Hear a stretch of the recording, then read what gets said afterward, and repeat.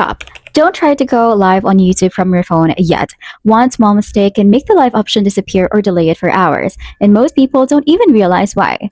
If you're struggling to go live, this is exactly what you're missing. In this video, I will show you the correct setup, hidden requirements, and how to fix it instantly.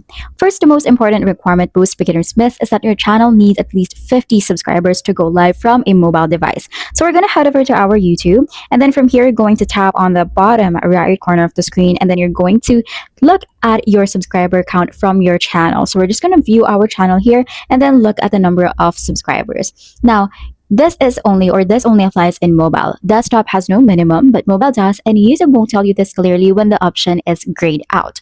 Your channel also needs to be verified and have no active live streaming restrictions. Now you're just going to head over to your YouTube studio, and then from here, you're going to tap on your profile icon at the top right corner, and then here you are going to tap on the account status. Here you can check the status to see if you are eligible before doing anything else. Now, once eligible, you can just open the YouTube app. So we're just going to head over to our YouTube. And then from the YouTube app, you can just tap on the plus button at the bottom of the page right there.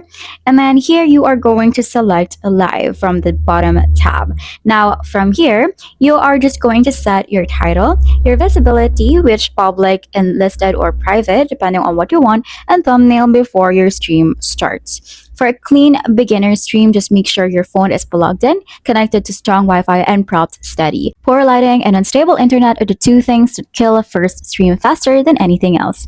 Always do a private test stream before going public. Just set the visibility to private, go live for 60 seconds, and watch the replay to check your audio, lighting, and framing before your real audience sees it. And that is how you can go live stream on YouTube from your phone. If this video helped you, please don't forget to like the video and subscribe to the channel for more videos like this.